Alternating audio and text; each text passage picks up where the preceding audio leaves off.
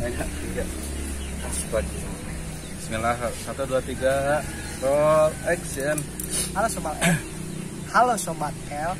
Ketemu lagi nih sama kita 4L. Halo. Hai. Jadi sekarang giliran aku nih yang jadi hostnya. Tuh, guys. Eta kunaon? Yang mana? Kenapa? Yang mana? Enggak ada sih, orang enggak pakai itu. Udah full banget.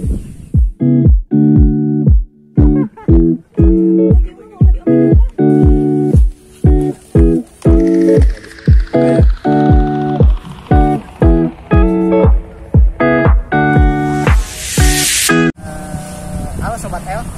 Balik lagi sama kita 4L nih. Ada Hai. Kang Aweng, ada Kang Alek. Jadi kali ini aku jadi hostnya.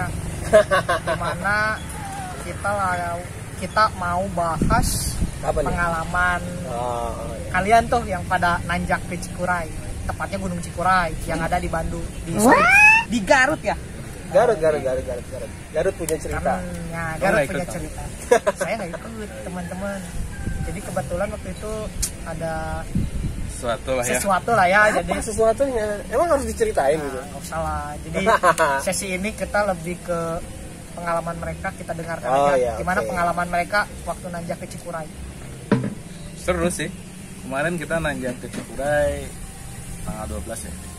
Desember 12-13 Desember. Kita nanjak pertama dan terakhir itu di 2020 ya. Oh iya, betul. Nanjak pemanasan lah. Mulai suka sama yang namanya pendakian gunung, dan kata orang pendakian pertama adalah menentukan kita suka atau nggak sukanya. Dan jawabannya adalah Suka. dan saya sendiri amazing. Saya pengen lagi menanjak ke gunung-gunung yang ada di Indonesia. Ya, sedikit info teman-teman. Aweng ini sebenarnya dia orangnya penakut. Dulu diajak camping itu dia nggak mau. Ya, karena betul. Yang dia takutkan, entah apa itu yang ditakutkan. Tapi Saya takut buntu. Tapi setelah diajak ke Cikuray, kenapa jadi nagih gitu. Nah, Coba Sebenarnya takut juga sih ya. cerita ke Aweng. Kita berangkat itu jam 6 lah dari base camp. Kita sempat ke rumah Rangga juga ya. Ya. Kita mampir ke Rangga. Terus kita nyampe ke Garut itu jam berapa lagi? Dari rumah Rangga itu di kompleks Pagrayan Indah 2, Dari Blok base C, camp 4L ya. 10 nomor 25 dari base camp 4L Bandung Barat. Kita start jam 6 nyampe ke base camp di Garut. Pendakian Cikuray itu jam setengah 9, kurang lebih setengah 9. Kita nyasar sedikit sih, tapi wajar lah gitu kan. Karena kita sarapan ya. Nah, kita Sarapan. sempat sarapan dulu di sana. Karena kita nunggu yang lain ya. Betul, karena ternyata Cikuray ini harus menggunakan mobil callback, sejenis mobil bak terbuka gitu untuk mengangkut kita para pendaki termasuk barang bawaan carrier-nya untuk menuju ke pos pemancar. Kita pendakian Gunung Cikuray melalui pos pemancar. Banyak ya, banyak jalur ya. Cuman kita melalui pos pemancar karena itu trek yang familiar katanya gitu kan. Termudah katanya. Termudah tapi Untuk ya, kita ya begitulah Iya, gitu iya. kan. Pakai callback lumayan tuh Iya. perjalanan dari base camp. Kang Bebe, oh halo Kang Bebe. Iya. Salam lestari Kang Bebe dari kita Bandung Barat. Kita pernah mampir ke sana. Semoga sehat, sukses, sampai ketemu lagi di Gunung Cikuray. Di rumah Kang Bebe sampai ke pos pemancarnya. Belum pos 1 ya, pos pemancarnya itu sekitar 1,5 jam naik Iya. naik mobil callback. Itu pengalaman yang luar biasa sih. Nanti mungkin akan diceritain di sisi selanjutnya. Gitu. Kita dari Kang BB sampai ke pos pemancar itu sekitar jam 12 ya, Lek. Jam setengah 12. Kita Sebelum nyampe azan ya. pemancar itu setengah 12. Kita sempat sholat dulu. Di sana ada musola ya, ada musola, ada warung, ada tukang Airnya cilok bersih juga. gitu. Ada Airnya tukang bersih. cilok ya itu. Ah. Kalau tukang cilok lupa lagi namanya siapa Siapa ya? lagi? Kita sempat ngobrol Iya. sedikit lah, Nanti sebentar lah. masuk Keren. YouTube kita lah. Soalnya dia seneng nonton YouTube tuh dia di sana malah buka YouTube terus, nyanyi terus gitu. Dari pemancar kita ke pos 1 itu disuguhkan jalan yang menanjak ya. Ternyata tuh ada namanya tuh, Lek. Apa sih? Oh ya? iya, Gua lupa tuh. itu sebetulnya gini, itu jalur nanjak tapi yang memang sudah dibuat ya untuk mempermudah si pendaki karena memang treknya licin ya, tanah licin gitu, apalagi kalau keguyur hujan. kalau nggak salah namanya tanjakan baut gitu ya, kalau dalam bahasa Indonesia itu tanjakan cemberut. Saya tanya kenapa sih harus disebutnya tanjakan baut, karena saking itu tanjakan tuh saking panjangnya dalam bentuk tanah yang berundak-undak ya, kayak ini ya, kayak tangga lah gitu kan, itu sampai kelihatan dari ujung ke ujung itu kelihatan, dan itu sorry, jauh banget. Jadi bikin orang itu cemberut gitu ya, kok nggak sampai baru setengah kok masih jauh gitu kan. Mungkin itu dinamakan, dan termasuk saya ngalamin ya kurang ajar sih, baru juga naik, baru juga star, belum bonus langsung udah dikasih begituan. Jadi ya tapi pemandangannya indah ya. Indah, kita di pinggir-pinggir itu kebun teh. Kebun teh. Kita belum masuk hutan. Sampai pos 1 kita nyampe kebun teh semua ya. Iya betul. Ya, nyampe pos 1 kita ada pendaftaran dulu lah. Gitu ya. Pendaftaran, kita foto-foto di situ. Karena kita pakai Kang Bebe ya. Jadi ya, kita cuma tinggal ngasihin kertas aja ya. Kertas bahwa kita sudah resmi, bukan ilegal ya. Tidak, makanya buat para pendaki pakai jalur resmi lah ya gitu kan, kita juga biar kita juga kalau ada apa-apa ada asuransinya gitu, aman lah. Emang ada jalur legal gitu? Ada. Jadi katanya ada. Banyak pendaki yang justru hanya ini di beberapa gunung gitu ya, banyak mungkin kalian juga pernah tahu jalur yang ilegal gitu ya, jalur yang tidak membayar SIMAKSI ya, surat izin masuk kawasan perhutani gitu kan, itu padahal hanya cuman bayar SIMAKSI kita tuh kalau nggak salah 20.000. Jadi hanya untuk menghindari 20.000, tapi kalian ilegal dan ya, punya resiko yang cukup berbahaya lah gitu ya. Kalau ada apa-apa kan kita nggak tahu ya, nggak ada orang yang akan pantau kalian gitu kan. Kita nggak tahu ya. Jadi, karena di pendaftaran kita jam pulang kita dicek juga. Jadi kalau misalnya kita turun tidak tepat waktu, mereka nyari kita gitu kan. Termasuk kalau ini nggak tepat waktunya karena memang ada 1-2 trouble, atau nggak memang sengaja untuk nggak pulang. Nah itu nanti biasanya dicek dan itu biasanya kena denda ya, kalau nggak blacklist gitu kan. Ya, karena intinya sih jangan pakai jalur yang aneh-aneh lah ya, betul. Kan naik gunung tuh kita nggak tahu ya kondisinya, jadi coba diperhatikan nyawa kita lah. Walaupun memang kesana kita cari sesuatu yang hiburan, tapi tetap hiburan yang berbahaya, kalian harus punya, jagalah keselamatan ya. Betul. Setidaknya kalau lewat yang sudah diatur oleh pihak pengelola itu lebih safety, walaupun memang mungkin tetap ada risiko ya, tapi lebih aman lah. Jangan presentasi keamanannya lebih besar dibandingin kalian jalur pendakian yang ilegal. Janganlah buat kalian.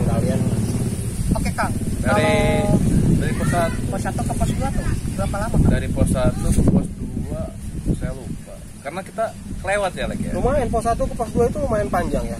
Memang jalurnya ya, kita pertama masuk itu jalur jalan ini ya, jalan setapak gitu ya. Jalan setapak, pinggirnya udah jurang. Udah jurang, kita banyak mengenai jurang, tapi sebetulnya jurangnya safety ya. Kenapa saya bilang safety? Karena memang balik lagi ya, ini kan memang sudah dibentuk tempat wisata untuk para dari para ranger. Karena jalurnya udah ini. Jalurnya memang dia berbahaya. Saya nggak bisa bilang aman 100%. Dia dia berbahaya, tapi tingkat safety-nya lebih besar. Kenapa? Karena di setiap jurang itu selalu dibikin kayak penahan gitu dari kayu gitu kan, dari bambu yang buat kita itu lebih ngerasa kalau ada apa-apa kita bisa pegangan di situ gitu kan. Jadi jalurnya tricky, Cikura ini tricky, benar-benar harus punya skill, dan memang kaki kita harus lincah. Karena nggak hanya kaki, karena saya juga baru tahu ya, mendaki itu kan mendaki gitu ya, mendaki menggunakan kaki ya. Ternyata untuk Cikura ini tangan pun ikut bermain kita. Karena setahu saya yang tangan bermain itu manjat tebing gitu kan, tapi di Cikura ini ya itulah trikinya seperti itu. Keren sih, keren. Seru. Dari pos 1 kita masuk hutan mungkin pos 2 kita sekitar 2 jam ya. 2 jam, karena kalau yang saya baca dan lihat dengar dari teman-teman yang lain, harusnya sih itu nyampainya nggak sampai 2 jam, hanya sekitar 1 jam lebih 15 gitu kan. Kita sampai 2 jam ya, you know lah, kita pemula ya, pendaki buncit gitu. Jadi ya santai, banyak bikin video, banyak foto-foto ya gitulah. Jadi 2 jaman. Nyampe pos 3 kita sorean ya. Kita sore maksudnya bukan sore lagi, itu udah masuk masuk gitu. Oh iya, kita setengah 6. Kita setengah 6 baru nyampe ke pos 3. Pos 3 itu harusnya karena kita kesiangan juga ya berangkatnya ya. Kita jam setengah 1 baru berangkat, nyampe pos 6, pos 3 itu jam setengah 6, kabut juga. Kabut turun, hujan mulai rintik-rintik gitu kan, tapi mungkin itu air dari kabut gitu ya gitu kan, jadi nggak besar. Sempat istirahat di situ agak lama, kita sempat minum kopi karena banyak kawan-kawan yang memilih untuk camp di situ, bikin shelter di situ karena memang ada beberapa pendaki cewek ya kalau nggak salah, dia baru pemula juga, baru mendaki juga yang nggak kuat gitu kan, akhirnya mereka lebih memilih ngecamp di pos 3, sedangkan pos 3 ke puncak itu masih jauh. Dari pos 3 kita lanjut ke pos 6 ya. Langsung hajar ke pos 6 di malam hari dengan kondisi hujan lebat. Headlamp bermain, tangan kaki bermain semua, raincoat terpasang, pinggir-pinggir jurang gelap, hanya kita bertiga. Itu ketakutan saya di situ muncul tuh. Luar biasa, tapi nggak bisa diungkapkan. Cuman dipendam aja, lihat kiri kanan, kapan sampai pikiran, wah itu otaknya udah kemana itu. Akhirnya alhamdulillah kita bisa sampai di pos 6. Memang pos dimana kita merencanakan untuk ngecamp. Di sana sudah berdiri banyak camp shelter, teman-teman yang lain sudah ada yang sudah tidur, ada yang baru masak gitu ya. Karena kita nyampe ke sana itu jam setengah 9 malam kita sampai sana, ternyata penuh. Kita pilih-pilih tempat ngecamp yang enak gitu ya. Jadi kita dapat ya, walaupun memang agak miring-miring juga. Juga di dekat jurang juga, ada akar pohon gitu kan. Aduh, tidurnya jadinya. Kita sempat tidur nggak sih? Sempat sebetulnya. Jam berapa ya? Jam 11 deh kayaknya, jam 11. Jam 11. Setengah 1 kalau aku. Jam 11. Iya. Setengah 1 lah kita. Jam 11 saya sudah. Saya di situ hampir kena hipotermia karena kedinginan ya, basah. Badan basah, pas ganti dingin banget dengan manajemen peralatan yang kurang. Jujur saya nggak bawa emergency blanket, saya nggak bawa hand warmer gitu kan untuk menghangatkan badan saya. Alhamdulillah baju saya kering, jadi ketika saya ganti baju langsung pakai sleeping bag, alhamdulillah masih bisa hangat walaupun agak lama. Saya sempat menggigil di situ gitu kan, karena kita mendirikan tenda dalam posisi hujan besar. Tenda inner pun kebasahan dengan harus memilih, ya lumayan lah ya gitu kalau diceritain mah gitu kan. Aduh. Pokoknya kemarin kita itu gimana ya? Kita seadanya aja ya. Seadanya aja, kita makanya bangun tenda seadanya. Akhirnya kita bisa tidur tapi kita nggak bisa pulang. Sekitar jam 1. Rencana kita mau summit jam 4 ya? Setengah 5 ya. Setengah 5. Dan ternyata sebelum kita summit ada tragedi yang luar biasa. Kita kebangun sama berisiknya nesting di obrak-abrik ya. Iya. Aduh, ada motor ya, nggak apa-apa lah. suara berisik motor ini sekarang. Dengan ereking. Di sini banyak ereking. Nah, kita diganggu sama yang namanya. Saya udah tidur tuh. Kita tidur semua. Pas ada suara bunyinya garukan kaki orang, nggak tahu orang atau hewan atau apa. Tiba-tiba bre. Suara tenda sobek. Tidak mungkin ada orang yang menyobekkan tenda di saat hujan. Dan saat kita tidur pulas. Bangunlah semua orang, minta tolong. Ternyata ada Bagas. Ya, Bagas itu apa? Coba jelaskan, Ameng. Ya, jadi ternyata kita salah ya.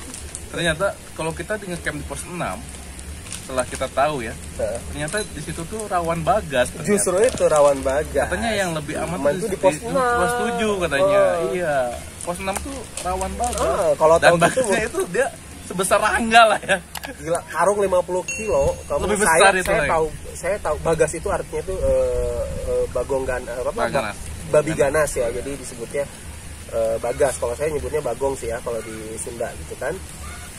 Setahu saya bagong itu hanya ukuran inilah. Hitam ya. Ini gede banget, segede orang, dan dia punya punya gigi gitu ya, taring gitu ya, kalau saya nyebutnya tuh siung gitu kan, gede. Memang dia tidak menyerang manusia, dia memang cari makan. Nah, yang salahnya kita adalah, bukan salah sih tepatnya, memang kita sudah diberitahu bahwa sama ranger ya, sama di pos 1 juga sudah dikasih tahu bahwa setelah selesai masak makan, tolong dibersihkan tempatnya, resik bersih, dan gantung sisa makanan maupun sisa bakar-bakaran ataupun nesting, kompor dan lain sebagainya digantung di atas pohon. Dan saya lihat ternyata di pohon itu udah banyak tali rapia memang untuk menggantung-gantungkan makanan. Salahnya kita tidak menggantung. Tapi saya jujur tidak mau dipersalahkan itu. Kenapa? Karena posisinya hujan besar. Semua orang tidak ada yang menggantung. Karena setelah makan, hujan, makan, itu enak tidur. Iya, betul. Enak tidur. Dan memang tidak ada gangguan Bagas. Kenapa tidak ada gangguan Bagas? Karena mungkin Bagas pun kedinginan ketika hujan besar. Kita nggak tahu ya. Nggak tahu. Dan ternyata itu dari pos 3 sampai pos 6 itu, dia wilayah Bagas. Wilayah Bagas dari pos 3 Bayang nggak ke pos tengah 6. jalan ketemu Bagas? Makanya setengah 3 hujan sudah rintik-rintik nih, tapi sudah berhenti, tapi rintik-rintik. Iya, benar. Rintik-rintik dalam artian sudah aman lah untuk dilewati kita. Nah, disitulah kita diteror oleh Bagas, dan Bagasnya tidak mau pergi dong. Iya. Satu tenda di bawah kami, sobek oleh gigitannya. Dia masuk ke dalam tenda, ngambil makanan dan ditarik keluar tenda. Dia makan di situ. Jadi dia nggak pergi, diusir pun nggak pergi. Akhirnya ada ranger yang terpaksa bangun juga, mungkin karena terganggu. Namanya siapa? Bah Dewa. Salam hormat Bah Dewa yang bantu. Kang Wendy. Ya, Kang Wendy juga yang bantu saya turun juga dari puncak. Jadi dia yang ngusir gitu kan. Memang belum pernah ada yang diganggu Bagas sampai terluka. Memang dia hanya Cuman mencari meresahkan makan aja ya. Cuman buat kami pemula yang tidak biasa dengan binatang seperti itu, ya kocar-kacir. Takut sama Bagasnya, takut masuk ke tenda kita, disobek apa gitu kan. Apalagi ternyata bukan hanya satu tenda di atas kita. Suara motor elektrik. Tenda di atas kita itu sama, sobek juga. Ada 3 ya? Ada tiga. Jadi, waduh, Karena kita alhamdulillah. pas pagi-pagi mau pergi ke puncak itu, ternyata kita lewat yang ini ya, tenda. Tenda area. yang ya, tenda dari Area. brand area yang sobek gitu kan, banyak lah. Street outdoor juga, tenda-tenda kayak kita di belakang ini juga. Dan itu sobeknya bukan sobek biasa, bre. Sahabat itu sobeknya benar-benar sobek. Dia masuk ke dalam, ukurannya sebesar saya kalau nggak salah, kalau saya lagi sujud itu benar-benar gede. Dia masuk ke tenda, ambil makanannya, sebelum habis makanannya dia nggak akan pergi. Jadi memang bener deh apa yang diinstruksikan di pos 1 oleh para ranger itu sebetulnya harus ditaatin. Itu bukan buat mereka mungkin ketawa-ketawa aja. Oh, udah dikasih tahu kan, salah siapa? Mungkin akan salah-salahan, tapi alangkah baiknya sebagai pendaki yang bijak menaati itu semua, gitu kan. Jadi ya udah. Ya, pelajaran dari teman-teman intinya sih, apapun yang diinformasikan dari pihak pengelola, cobalah ditaati peraturannya. Ya, oke. Jangan disepelekan, karena kan kalau disepelekan efeknya ya Gitu, akan sobek fatal. Ya. Alhamdulillah untuk kita sih aman ya, alhamdulillah. Karena gangguan Bagas, akhirnya tadinya kita mau jam 4 summit, akhirnya kita jam berapa ya? Setengah 8 ya? Setengah 8 baru pada summit, dan itu bukan hanya kita. Banyak gitu kan, yang semua karena mereka mempersiapkan makan. Ada yang kurang tidur, kita kan kurang tidur dari jam 1 bangun setengah 3, kita cuma tidur 1 jam setengah. Buat sebuah pendakian itu sangat kurang banget, dan seharusnya saya memutuskan untuk tidak summit.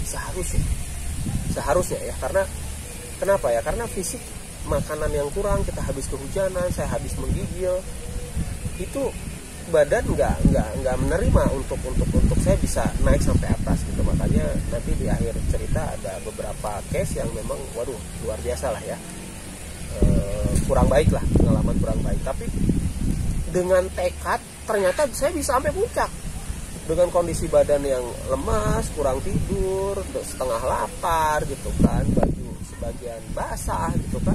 Dengan tekad kita cukup sampai ke atas. Tapi masalahnya adalah kalau kata orang bilang, bisa naik nggak bisa turun. Jadi tekad aja nggak cukup kalau kamu nggak punya stamina dan apa ya, manajemen pendakian yang lain. Jadi jangan diikutin lah ya gitu kan, jangan mentang-mentang puncak itu adalah tujuan harus sampai puncak tapi kamu lupa gimana caranya pulang, kamu lupa gimana caranya turun. Nah, jangan sampai deh ya. Mencapai puncak harus mikirin juga mencapai finish turunnya ya. Nah, iya betul gitu kan. Saya kalau maksain sampai puncak nggak mikirin sampai finish turun repot Pak. Karena dari pos 6 sampai pos puncak itu treknya lumayan berakar ya. Berakar. Terus bekas hujan, licin di ya. Cikura itu treknya tuh tanah basah, Iya. dikena hujan, akar, batu, Terus agak-agak gembur juga Gembur, tuh. itu Dari pos semua. 6 ke 7 tuh gembur ya. Semua. Tapi dia banyak akar. buat Walaupun kita nggak bawa carrier ya, tapi tetap ya buat kita itu berat. ya. Berat, apalagi kita bawa carrier yang notabene di atas 10 kilo semua gitu kan. Kita sampai puncak itu jam berapa ya? Jam Setengah 10. setengah 10 ya. Setengah 10. Kita di puncak itu memang dibatasi sampai jam 10 kan. Nggak boleh lama-lama ya, Nggak boleh karena kita lama-lama. udaranya terbatas ya. Eh, Kita nyampe sana, kita di puncak foto-foto, dan yang kita harapkan juga tidak bisa tidak ada. karena kita Jadi di sana di puncak ada apa coba? Tembok Jelasin. aja. nembok. Cuman yang jadi viral itu ternyata memang ada tuang cuanki like. Iya, justru itu makanya ini loh yang ternyata memang buat beberapa pendaki ya, termasuk teman-teman saya gitu kan, ada teman-teman saya. Ketika sebuah gunung sudah masuk campur tangan manusia, itu sudah tidak menarik lagi. Tapi buat saya itu menjadi hal yang menarik. Kenapa? Kita masih bisa naik gunung kok tanpa terganggu dengan hal-hal seperti itu, gitu kan? Dan kita pun terbantu. Contoh kayak saya nggak sarapan waktu summit gitu kan. Akhirnya ketika sampai ke atas, saya beli cuanki. Itu minimal saya ada makanan yang keisi gitu kan. Jadi menurut saya jangan terlalu egois lah mikirin diri sendiri, karena gunung ini kan bukan hanya buat kamu aja gitu kan, buat Karena teman-teman yang lain kemarin juga. kita nggak sarapan tuh karena kita takut tenda sama di bagas. Like. Iya betul. Jadi kita si bagasnya tendanya masih ada. kita rapiin ya, kita Iya. rapiin, kita titip ke ranger, baru kita summit. Biasanya tendanya itu dalam Mereka posisi tinggalin ya. kita bawa tas kecil, DP, kita naik, pulangnya kita masak-masak buat perjalanan pulang gitu Karena kan. ada bagas. Karena ada bagas, semua ketakutan ya, kita udah packing, carry kita titip di tempat ranger gitu kan, kita naik gitu kan. Makanya kita nggak ada waktu untuk bikin sarapan lagi, walaupun makanan sebetulnya masih ada gitu kan, cuman Logistik masih banyak. logisnya masih ada. Dan alhamdulillah di sana ada cuanki yang itu menurut saya sangat membantu ya, walaupun Tapi- kata orang Ya tapi ingat teman-teman, gunung itu harus dinikmatin bukan hanya kita aja, tapi ingat ke anak cucu kita. Jadi jagalah kebersihan. oh ya Oh iya, itu pasti kita Jagalah nggak nyampe. lingkungan sekitarnya. Alhamdulillah ya. Kita nikmatin kita nggak mungkin nggak nyampah, Alam lah cuman ya. yang jadi ininya prioritasnya adalah sampah yang kamu hasilkan bawa turun, bawa turun lagi. Karena salah satu syarat untuk keluar dari pos 1 setelah kamu pendakian itu kan KTP kamu ditahan. Itu untuk mengambil KTP itu kamu harus menukarnya dengan sampah. Bahkan di beberapa gunung, ketika ada gunung saya nggak mau sebutkan gitu kan, nanti kalian cari sendiri. Manajemen makanan kita dibuka dan ditulis bahwa makanan apa aja yang mengakibatkan sampah. Contoh misalkan mie instan itu kan mengakibatkan sampah. Ada berapa mie instan kamu bawa? Ada 5. Nanti ketika bawa turun pulang sampahmu tuh dibuka lagi sama orang di sana, sama orang-orang orang-orang sana lah gitu ya. Akan dilihat mie instannya ada 5, bungkusnya ada 5. Oke. Itu tuh hal-hal seperti itu. Kalau tidak komplit, itu kamu akan disuruh kembali pulang untuk mengambil sampahmu kembali.